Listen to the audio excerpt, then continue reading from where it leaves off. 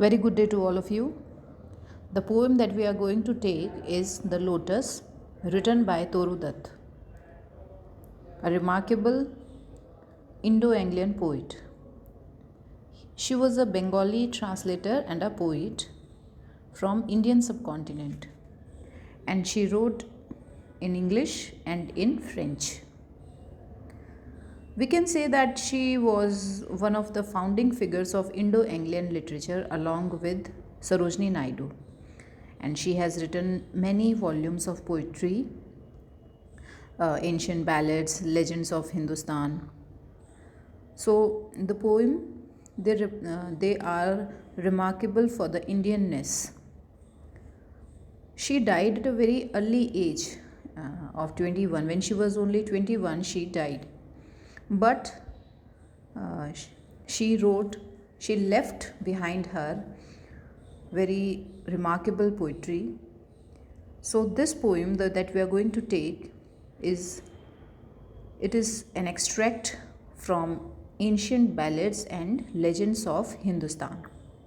And the poem, it enacts a type of fable, or we can say it tells about a story.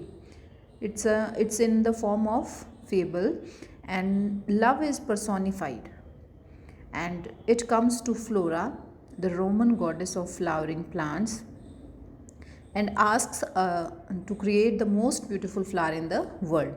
If you read the title, the lotus, so the lotus, it's a flower, and it has a good we can say place in Hindu mythology. It's considered a pious flower, and it has a remarkable place in Hindu mythology. So the poem, it tells about a fable, a story, that once love, it reached to Flora, Roman goddess of flowering, and asked her to create the most beautiful flower in the world. So after the long standing feud between the lily and the rose, love expresses a desire to have a flower that carries element of both. So if we read the poem, it's a Petrarchan sonnet. So now we will start the poem. Love came to Flora asking for a flower that would of flowers be undisputed queen. Rivals for that high honor, bards of power had sung their claims. So if we talk about the structure of the poem, it's a Petrarchan sonnet in 14 lines in length with enclosed rhymes in the octave. Octave, you all know, first 8 line of the poem, and sestet, last 6 line. So the octave develops the backstory of love approaching Flora, and it also gives the backstory of the conflict between the rose and the lily. The rose, you all know, it's red in color, and it's used as a symbol of beauty.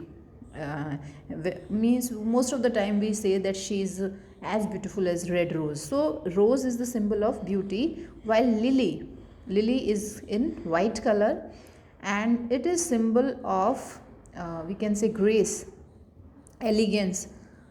The poem is thus not just a fantastical and whimsical dialogue between mythic figure, but also a serious content regarding the nature of beauty.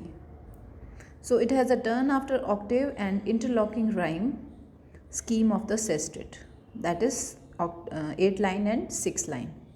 So when the poem resolves itself, elements of both western and eastern beauty are united in transitional figure of the lotus. It's a classical Indian symbol of beauty, youth and divinity. So lotus, it also provides a kind of deeper interpretive meaning insofar as it discusses the ideals of beauty in different parts of the world. So if we talk about the summary of the poem, you read that love came to Flora. So in the very first line, love is personified. Love is personified, and it reaches to Flora. Flora is the goddess of flower. And why it comes? What is the purpose of coming? reaching to Flora, it demands a flower that is the undisputed queen of flowers, that is the most beautiful flower. And rivals for that high honor, bards of power had sung their claims. So, the flowers, there was a feud among the flower section for being the queenliest flower. So, means the rose and the lily, they were the two contestant, and the poets, different poets, they were singing about the claims, about their claims. Some poets, they were saying that rose is the most beautiful flower, and some poet saying that lily is beautiful flower.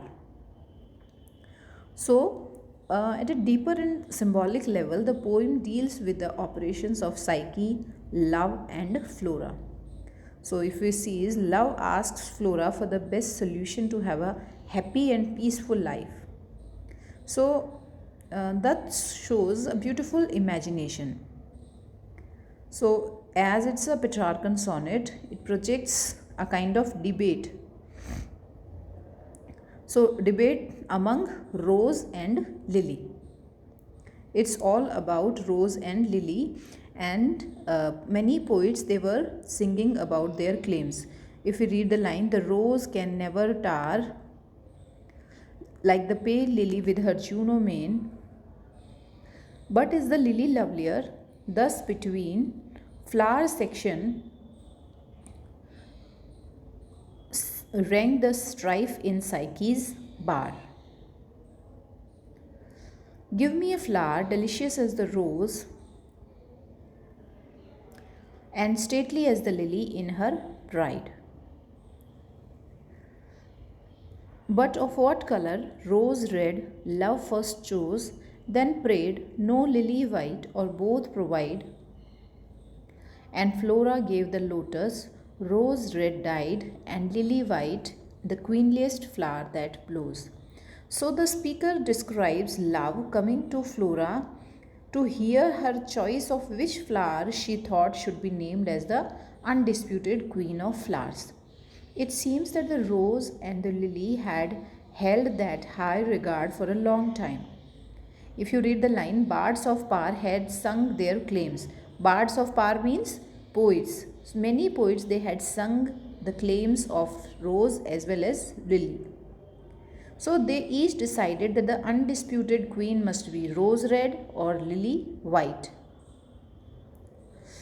But the Flora decides in the end that the lotus flower is pink and it's having the qualities of both the flower. So lotus, it's pink also and it is white also. So lotus is decided as the undisputed flower. So it's having both the elegance of lily and the beauty of rose. So, but of what color? Because rose, lotus was having both the color, pink as well as white. So the god of love, when it asked for a flower which would be accepted by all the flowers as their queen, the lily and the rose, they were always fighting for this honor, and many poets praised them and wrote about them. Some flowers told rose was better than lily, and other flowers compared lily to the beautiful goddess Juno's face. Juno is god of wisdom. So some flowers supported lily, whereas others supported rose. But love said he wanted a flower which has the sweet smell like that of rose and which is very grand looking like that of lily. If you read the line, give me a flower delicious as the rose and stately as the lily in her pride. So Flora created a new flower called lotus, which had the color of rose red from morn to noon and which had lily white color from afternoon till dusk. Rose stands for passion and lily stands for purity. So this way, lotus had both the qualities of rose as well as lily. So it's a beautiful sonnet and it is divided into two parts, Petrarchan and it's a Petrarchan sonnet, and it's divided into two parts, octave and sestet. Octave consists of 8 lines and sestet consists of 6 lines. And in the octave, the poet has presented a problem, or we can say an idea, that is the fight between two flowers, and in the sestet he gives the solution that lotus is the queenliest flower that ever blows. So I hope you have got the poem. Thank you.